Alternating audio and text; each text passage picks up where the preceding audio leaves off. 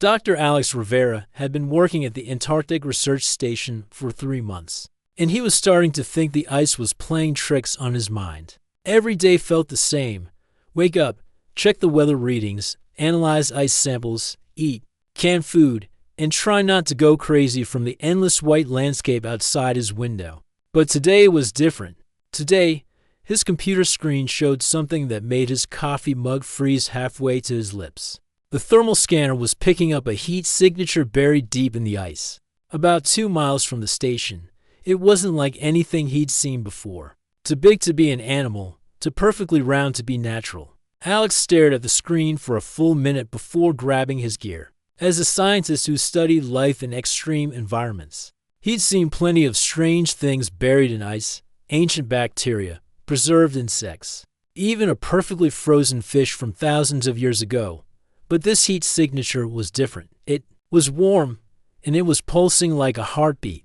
The journey to the location took him 40 minutes on his snowmobile, fighting against wind that felt like frozen knives cutting through his protective suit. When he finally reached the coordinates, he found himself staring at what looked like a perfectly smooth patch of ice. But his scanner insisted something was down there. About 12 feet below the surface. Alex set up his equipment and began the careful process of melting through the ice. Layer by layer, he worked his way down, his excitement growing with each foot. The heat signature was getting stronger, and now his scanner was picking up something else. Metal. Definitely metal. When his drill finally broke through into an air pocket, Alex's heart nearly stopped. There, embedded in the ice like a silver egg, was some kind of pod. It was about the size of a small car, made of a material that seemed to shift and shimmer in his flashlight beam. Strange symbols glowed faintly along its surface. Alex spent the next 2 hours carefully melting away the ice around the pod. His hands were shaking, and not from the cold. This was it. The discovery that would change everything. First contact with technology from another world. The pod had what looked like a seam running around its middle. As Alex examined it more closely, he noticed the seam was starting to glow brighter. Then, with a softness that sounded almost like a sigh, the pod split open inside. Lying on what appeared to be some kind of cushioned surface was a small figure. Alex's breath caught in his throat. It looked human, but not quite. The skin was pale with a slight blue tint, like moonlight on snow. Silver hair fell in waves around a face that seemed too perfect to be real. The figure was breathing, but barely. Alex didn't hesitate. He carefully lifted the unconscious form from the pod and carried it back to his snowmobile. The figure was surprisingly light and warm to the touch despite the freezing temperatures. During the ride back to the station, Alex couldn't stop glancing at his passenger. Who was she? Where had she come from? And why did she look so human back at the station? Alex quickly set up a makeshift medical area in his lab. He checked for obvious injuries and found several burns on the figure's arms and what looked like a head injury.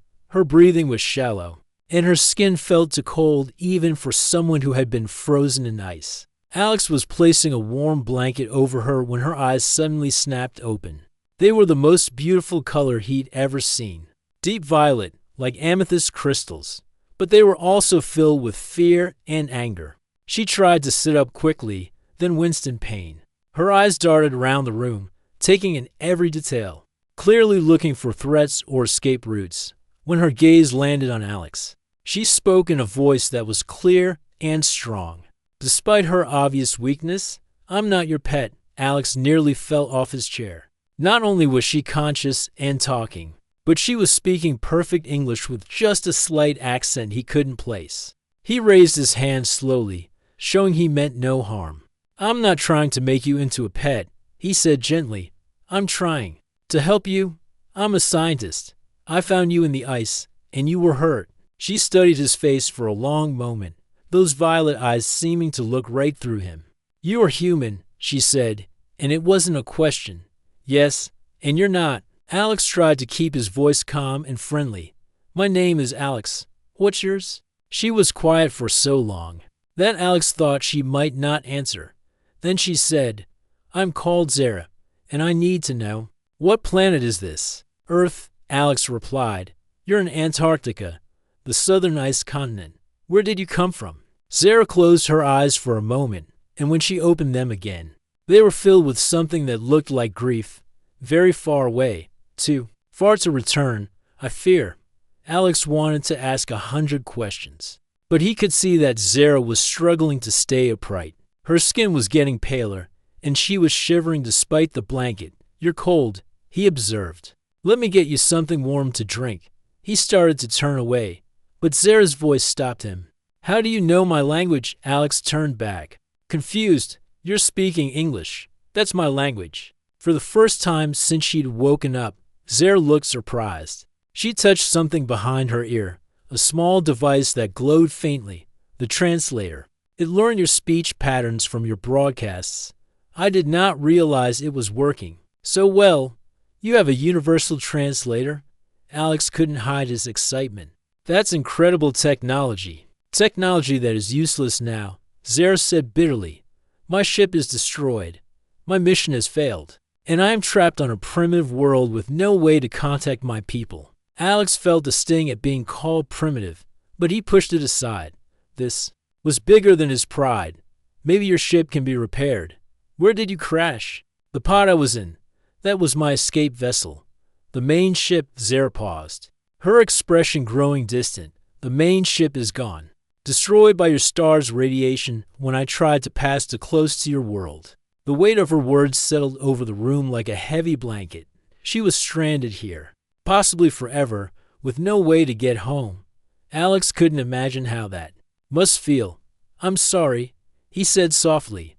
That must be terrifying. Zara looked at him with those incredible violet eyes, and for a moment, he saw past her defiance to the fear and loneliness underneath. But then she straightened her shoulders and lifted her chin. I do not need your pity, human. I am a scout of the Celestial Fleet.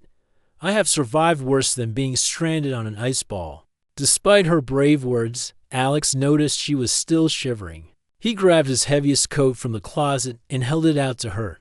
Here, you need to stay warm. Zara stared at the coat for a long moment, clearly fighting with herself. Finally, she reached out and took it, wrapping it round her shoulders. This is not because I need your help, she said firmly. This is simply practical. Alex smiled despite himself. Of course, just practical, as Zara settled back against the pillows. Pulling the coat tight around herself, Alex couldn't help but think that this was just the beginning of something extraordinary. He had no idea how extraordinary it would turn out to be. 3 days had passed since Alex found Zara in the ice, and their daily routine had become surprisingly comfortable. Every morning, he would wake up to find her already awake, staring out the small window at the endless white landscape. She never complained about the cold, but he noticed she always positioned herself near the heater. Tell me about your world, Alex said one morning as he prepared breakfast. He learned that Zara preferred the dried fruits from his emergency supplies over the canned meat. Zara was quiet for a moment, her violet eyes distant. It was beautiful once. We had 3 moons and purple skies. The cities floated above crystal lakes, and the trees grew in spirals that reached toward the stars. Was? Alex caught the past tense in her voice. Our sun is dying, Zara explained, her voice barely above a whisper. Not slowly, like your scientists predict will happen to yours and billions of years, quickly, within a few generations. Our world will be frozen and lifeless. Alex stopped stirring his coffee. That's why you're here. You're looking for a new home. I was a scout, Zara nodded. One of many sent out to find suitable worlds for our people. Worlds with the right atmosphere, the right temperature, the right conditions for life. She paused, looking around the small research station. Your world has potential, but it's already occupied. What does that mean for your people? Zara shrugged, but Alex could see the weight of responsibility in her shoulders. I don't know. That decision is for leaders far above my position. I was simply supposed to gather information and report back. But you can't report back now. No, Zara said softly. My people think I'm dead. They've probably already moved on to other sectors, other possible worlds. Alex felt a strange pang in his chest, the thought of Zara being completely cut off. from her family, her entire species, was heartbreaking. I'm sorry. That must be incredibly lonely. Zara's eyes flashed with that familiar defiance. I don't need your sympathy. I'm a trained scout. I can adapt to any situation. But even as she said it, Alex noticed she was unconsciously moving closer to the heater. Over the past few days, he'd started to recognize the signs. Whenever Zara felt stressed or upset, she would seek out warmth. It was like an instinct she couldn't control. Would you like to see something interesting? Alex asked, changing the subject. He pulled out his tablet and showed her the data from his research. I study extremophiles, organisms that can survive in impossible conditions. Look at this. Zara leaned closer to see the screen, and Alex caught a faint scent like winter air and starlight. The data showed microscopic life forms that could survive in temperatures that would kill most living things. Fascinating, Zara murmured, her scientific curiosity overriding her defensiveness. On my world, we have similar organisms, but they use crystalline structures instead of protein chains. Really? Alex's excitement was genuine. How do they process energy for the next hour? They compared notes about life in extreme environments. Zara's knowledge was incredible. She understood things about biology and chemistry that human science was only beginning to discover. But what surprised Alex most was how much she seemed to enjoy the conversation. You're very different from what I expected, Zara said during a pause in their discussion. What did you expect? Most species we've encountered are either too primitive to understand advanced concepts or too aggressive to engage in peaceful exchange of knowledge. Zara studied Alex's face. You're curious. You want to learn. That's unusual. Alex felt oddly proud of the compliment. Humans are explorers by nature. We've always wanted to know what's out there beyond our world. And yet you're stuck here, alone on this frozen continent, just like me. There was something in her voice that made Alex look up from his tablet. Zara was watching him with an expression he couldn't quite read. I chose to be here, Alex said. I wanted to study life in the harshest environment on Earth. But you're right, it does get lonely sometimes. Do you miss your family? Alex nodded. My parents, my sister, my friends back home. But this work is important to me, sometimes important. Things require sacrifice. Zara was quiet for a long moment. I understand, she said finally. I left everything behind too. My brother, my closest friend, the gardens where I used to sit and watch the sunsets. I knew I might never see them again. The conversation had taken a heavy turn, and Alex could see that Zara was struggling with emotion she didn't want to show. He decided to lighten the mood. Want to help me with something? He asked. I need to check the weather monitoring equipment outside, and I could use an extra pair of hands. Zara looked skeptical. Your equipment is primitive. What could I possibly help with? Maybe you could show me how your people would solve the same problem? That got her attention. Zara's pride in her people's technology was obvious, and Alex had learned that appealing to her expertise was a good way to get her involved. They spent the afternoon working together on the weather station. Zara's suggestions were brilliant. She showed Alex how to modify the sensors to be more accurate and efficient. Her hands were quick and precise, and Alex found himself watching her work with genuine admiration. You're very skilled, he said. As they finished up, all scouts are trained in basic technology repair, Zara replied. But Alex caught a hint of pleasure in her voice at the compliment. As they walked back toward the station, a fierce wind picked up, driving snow into their faces. Alex pulled his hood up and hunched his shoulders against the cold, but when he looked over at Zara, she seemed completely unbothered. Doesn't the cold affect you? He asked. Not like it affects you. Zara said, my people evolved in a world with harsh winters. But, she paused, looking almost embarrassed. I do appreciate warmth. It's comforting. That evening, as they sat by the heater reviewing the data they'd collected, Alex noticed Zara gradually moving closer to him. She seemed to be unconsciously seeking the warmth of human contact, even though she would never admit it out loud. Zara, Alex said softly. What? You don't have to be strong all the time. Not with me. Zara's violet eyes met his, and for a moment, he saw past all her defenses to the scared lonely person underneath. But then she looked away. I'm fine, she said. But her voice was quieter than usual. Alex didn't push. Instead, he simply stayed close, letting her know without words that she wasn't alone. As the night wore on, he felt Zara gradually relax beside him, her head eventually coming to rest against his shoulder. She was asleep within minutes, and Alex didn't move for the rest of the night. For the first time since he'd found her, Zara looked peaceful, and for the first time in months, Alex didn't feel lonely either. 2 weeks had passed since that first night when Zara fell asleep on Alex's shoulder, and something had shifted between them. She no longer flinched when he moved too quickly, and she'd started asking questions about his life before the research station. More importantly, she'd begun to share stories about her own world without him having to ask. We had festivals during the convergence, Zara said one evening as they worked together to repair a broken heater. When all 3 moons aligned, the crystal lakes would glow like captured starlight, children would float paper lanterns shaped like starbirds, and the whole city would smell like honey flowers. Alex paused in his work to watch her face.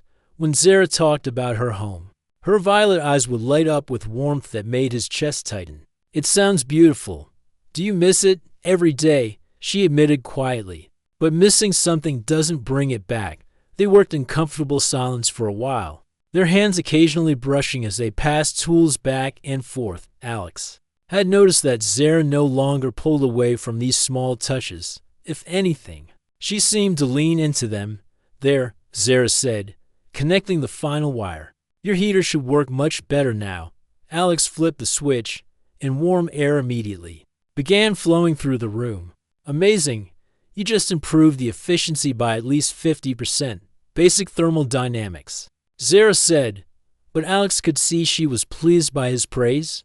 On my world, every child learns these principles. Your world sounds far more advanced than ours. Zara's expression grew sad. Advanced enough to predict our son's death, but not advanced enough to prevent it. Sometimes knowledge is a burden. Before Alex could respond, the lights in the station flickered and went out. The heater they'd just repaired fell silent, and within seconds, the temperature began to drop. Power failure, Alex muttered, grabbing his flashlight. The backup generator should kick in any moment. But minutes passed, and the backup power didn't come on.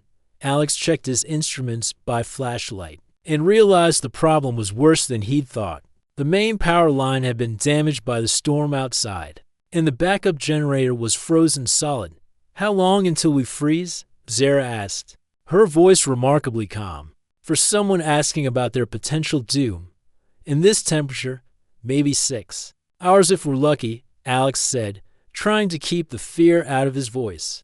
I need to get the backup generator running. I'll help.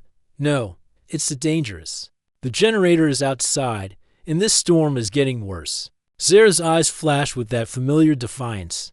I'm not helpless, Alex. I survived the crash of my ship. I can survive your weather. They argued for several minutes, but Alex finally realized he needed her help. The generator was heavy and complex, and working on it alone in a blizzard would be nearly impossible. The journey to the generator shed was the most terrifying experience of Alex's life. The wind was so strong it nearly knocked him over, and the snow was coming down so hard he could barely see 3 feet in front of him. But Zara moved through the storm like she was born for it, her alien physiology giving her advantages in the harsh conditions. Here, she called out, her voice barely audible over the howling wind. The problem is ice in the fuel lines. Working together, they managed to clear the blockage and get the generator running. But as they made their way back to the station, Alex slipped on a patch of ice and went down hard. Pain shot through his ankle, and he realized he couldn't put weight on it. I'm fine, he said through gritted teeth. But Zara was already at his side. You're not fine, she said firmly. You're injured. Without hesitation, Zara helped him to his feet and supported most of his weight as they made their way back to the station. Alex was amazed by her strength.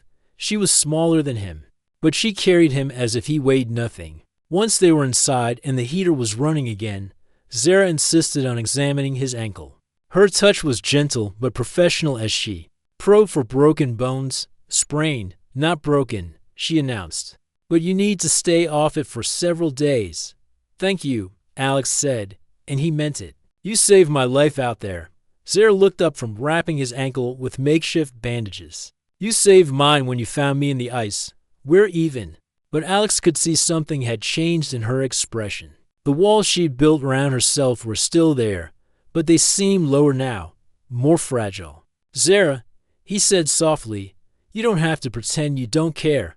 Not with me, for a moment. He thought she might argue or deny it, but instead, she finished wrapping his ankle, and then, to his surprise, she settled down beside him on the small couch. Not just near him, but actually curled up against his side. I'm not pretending, she said quietly. I do care. That's the problem. Alex didn't understand. Why is caring a problem? Because caring makes you weak. It makes you vulnerable. And I can't afford to be vulnerable. Alex wanted to argue, but he could hear the pain in her voice. Whatever had happened in her past, someone had taught her that showing emotion was dangerous. Maybe being vulnerable isn't the same as being weak, he said instead. Zara was quiet for a long time, her head resting on his shoulder. Alex could feel her breathing slowly steady, and he realized she was finally allowing herself to truly relax. On my world, she said eventually, scouts are trained to be independent, to never rely on others. We're taught that forming attachments will compromise our mission. But you're not on a mission anymore. No, Zara agreed. I'm not. They sat in comfortable silence, watching the storm rage outside through the small window. Alex found himself thinking about how much his life had changed in just 2 weeks. Before Zara, his days had been predictable and lonely. Now, even trapped in a blizzard, he felt more alive than he had in months. Alex? Zara's voice was so quiet he almost missed it. Yeah, I'm glad you found me. Alex felt his heart skip a beat. I'm glad I found you too. As the storm continued to howl outside, Zara shifted closer to him, seeking warmth and comfort. Alex wrapped his arms around her, and for the first time since she'd arrived, she didn't pull away. Still not your pet, she murmured sleepily. Alex smiled. No, definitely not my pet. But as Zara drifted off to sleep in his arms, Alex realized that what was growing between them was something much deeper and more precious than ownership. It was partnership, it was trust, and maybe, just maybe, it was the beginning of love. The morning started like any other over the past month. Alex woke up to find Zara already awake, sitting by the window with her knees pulled up to her chest. But something was different today. Her violet eyes were fixed on the sky with an intensity that made his stomach clench with worry. What's wrong? He asked, sitting up quickly. Listen, she whispered. Alex strained his ears, but all he could hear was the usual Antarctic wind. Then, slowly, another sound emerged from beneath the natural noise, a low, rhythmic humming that seemed to come from everywhere and nowhere at once. What is that? Zara's face had gone pale, her skin taking on an almost translucent quality. It's a scanning pulse. My people use it to search for lost scouts. She turned to look at him, and Alex saw something he'd never seen in her eyes before. Pure terror. They're here. Before Alex could respond, the humming grew louder, and suddenly the entire research station shook. Snow fell from the ceiling, and the lights flickered. Through the window, Alex could see something impossible. A massive shadow moving across the white landscape, blocking out the sun. They found me, Zara breathed. The next few minutes were chaos.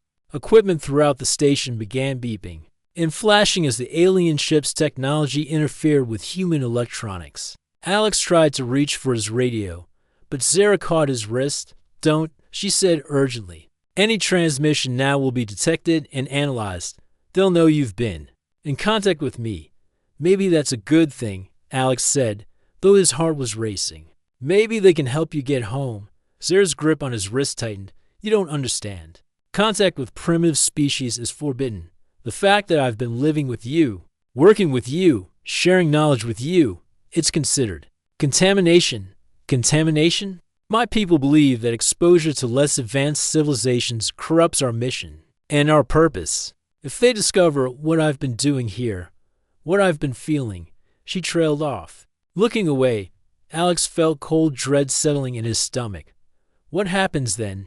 Best case scenario? They take me back for re-education and mind adjustment. Worst case? They decide I'm compromised beyond repair. The humming stopped abruptly, and the silence was somehow more terrifying than the noise had been. Then, without warning, the doors to the research station simply dissolved, not blown open, not melted. It just ceased to exist. 3 figures entered, and Alex's first thought was how much they looked like Zara, yet completely different.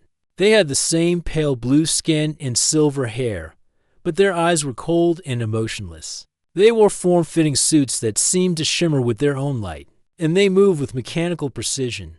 The one in front, who was clearly the leader, spoke in a language that sounded like music played backwards. Zara responded in the same language, her voice steady, but Alex could see her hands trembling. "This is Commander Thane," Zara said to Alex in English. My brother."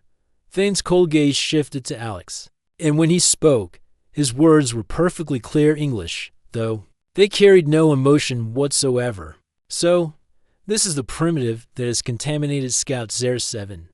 I have not been contaminated," Zara said quickly, switching back to English. "I was injured in the crash. This human provided medical assistance, nothing more."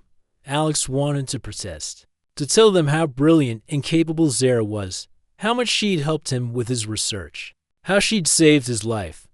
But the look in her eyes stopped him. She was protecting him.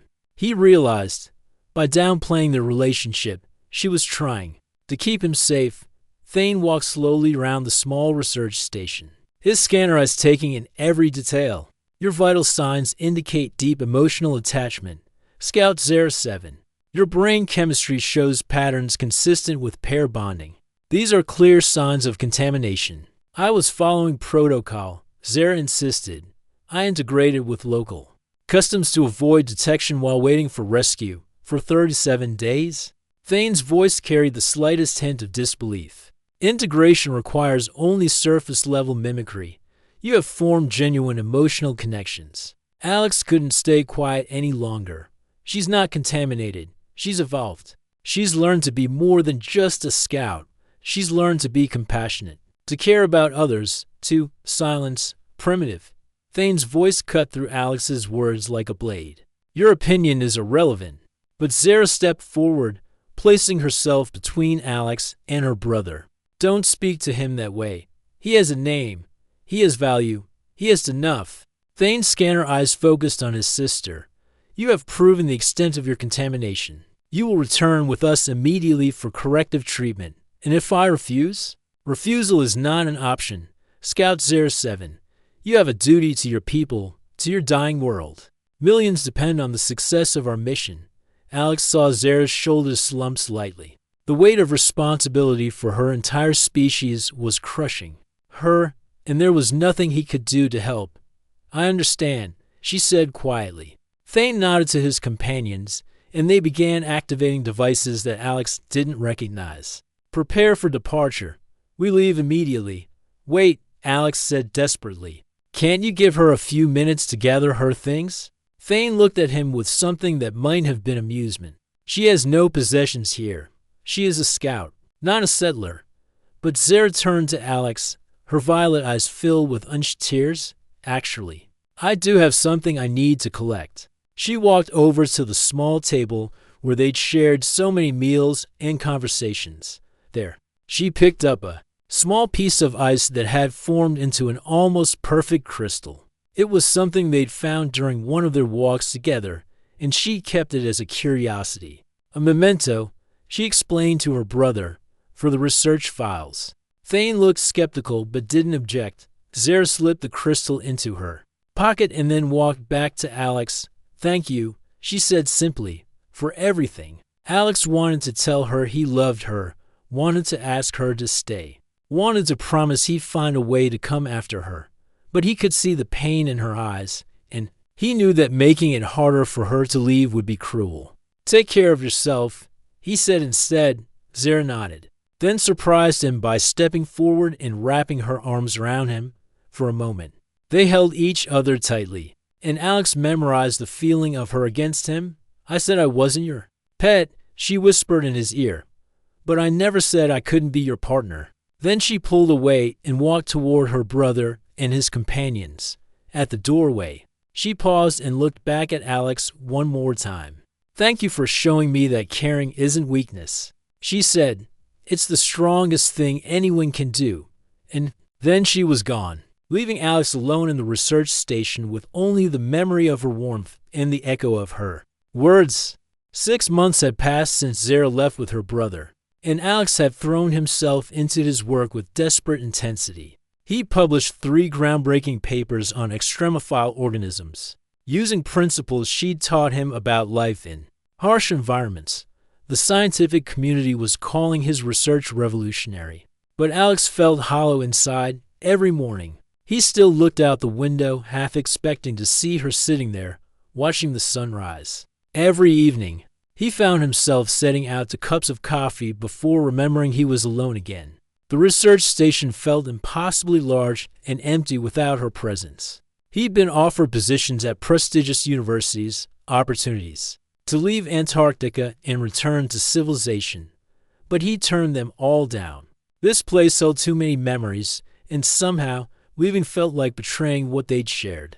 Alex was analyzing water samples when his equipment started acting strange. The same interference patterns he'd seen 6 months ago began appearing on his screens. His heart started racing, but he forced himself to stay calm. It could be a solar flare, or a passing satellite, or any number of natural phenomena. But then, he heard it, that same rhythmic humming that had announced Zara's rescue. Alex dropped his sample vials and ran to the window. Sure enough, a shadow was moving across the ice, but this time it was different, smaller, and it was landing instead of just hovering. When the humming stopped, Alex waited by the door, his heart pounding so hard he could hear it in his ears. The door dissolved just like before, but this time only one figure entered. It was Zara, but she looked different. Her silver hair was shorter, and she wore a simple dark suit instead of the shimmering uniform her brother had worn. Most importantly, her violet eyes were bright with excitement and something else, hope. "Hello, Alex," she said, and her voice was exactly as he remembered Zara. He couldn't manage anything more than her name. "I told you I wasn't your pet," she said, a smile playing at the corners of her mouth. "But I never said I couldn't choose to come back." Alex felt like the floor had dropped out from under him. "How?" "Your brother said you had duties, responsibilities to your people." "I do," Zara agreed, walking closer. "But I also have responsibilities to myself and to you." She reached into her pocket and pulled out the small ice crystal she'd taken with her. "I've been carrying this with me for 6 months. Do you know what it taught me?" Alex shook his head, not trusting his voice. "It taught me that something beautiful can be formed when 2 different elements come together. Under the right conditions, pressure, time, and the right environment can create something that neither could achieve alone." "Zara, I don't understand. What about your people, your dying world?" "That's the beautiful part," Zara said, her eyes lighting up with excitement. "I convinced them that Earth isn't just a potential refuge, it's a potential partner. Your people and mine, we each have things the other needs." Alex felt a spark of hope. "What do you mean?" "Your world has incredible biodiversity, resources, and space. My people have advanced technology, scientific knowledge, and the ability to help solve problems like climate change and energy shortages. Instead of conquest or evacuation, we could have cooperation." And they agreed to this. Zara's smile widened. It took some convincing, and a lot of help from an unexpected source. As if summoned by her words, another figure entered the research station. It was Thane, but he looked different too. Less rigid, more human somehow. "Commander," Alex said warily. "Please, call me Thane," he replied. And Alex was surprised to hear actual warmth in his voice. "I owe you an apology, my sister. Help me understand that what I call contamination was actually evolution. She didn't become weaker through her contact with your species. She became stronger." "What changed your mind?" Thane looked at Zara with something that might have been pride. "She did. When we returned to our world, she presented a proposal to the High Council, a plan for peaceful integration rather than colonial expansion. She argued that a species capable of compassion and cooperation would be better allies than subjects. And it worked. It worked because she had proof, Zara said. She had examples of human kindness, ingenuity, and adaptability. She had stories of how you saved her life, how you worked together, how you taught each other. Alex felt overwhelmed. So what happens now? Now, Zara said, taking his hands in hers, we start building something new. A small diplomatic mission, here in Antarctica. A place where our species can learn from each other safely, away from the politics and fear that contact between worlds usually brings. You're staying. I'm staying, she confirmed, if you'll have me. Alex couldn't find words, so he pulled her into his arms instead. She felt exactly the same, warm and real and perfect. But this time, when she wrapped her arms around him, there was no hesitation, no fear of showing her feelings. I miss you, he whispered into her hair. I miss you too, she replied, every day. They might have stood there forever, but Thane cleared his throat politely. Perhaps we should discuss the practical arrangements. Over the next several hours, Alex learned that his quiet research station was about to become the most important location on Earth. A small team of Zara's people would be arriving over the next few weeks, along with human diplomats and scientists. They would work together to establish protocols for peaceful contact and cooperation. It won't be easy, Zara warned him as they watched the sunset together that evening. There will be fear on both sides, misunderstandings, conflicts. Some people will think we're invaders, and some of my people will think we're compromising our mission. But we'll face it together, Alex said, taking her hand. Together, she agreed, squeezing his fingers as the last light faded from the sky. Zara settled into what had become her favorite position, curled up against Alex's side, her head on his shoulder. You know, she said thoughtfully, I've been thinking about what you said that night during the storm, about being vulnerable not being the same as being weak. What about it? I think you were right. It takes incredible strength to open your heart to someone, to let them matter to you, to risk everything for love. Alex felt his heart skip. Love. Zara lifted her head to look at him, her violet eyes serious. I love you, Alex. I've loved you since that first night when you gave me your coat and asked for nothing in return. I love your curiosity, your kindness, your terrible coffee, and the way you make me feel like I'm more than just a scout. I love you too, Alex said, and the words felt like coming home. I love your strength, your intelligence, your stubborn independence, and the way you still seek out warmth even when you're trying to be tough. Zara laughed, a sound like silver bells. Still not your pet, she said, echoing those first words. She'd spoken to him. No, Alex agreed, kissing the top of her head. You're my partner, my equal, my home, and you're mine, she said, snuggling closer, and all the stars and all the galaxies. You're mine. Outside, the aurora borealis painted the sky in brilliant colors, as if the universe itself was celebrating their reunion. And in the small research station that had become the bridge between two worlds, Alex and Zara held each other close, knowing that whatever challenges lay ahead, they would face them together. The alien girl had said she wasn't his pet, and she was right. She was so much more than that. She was his future, his partner, and his love. And their story was just beginning.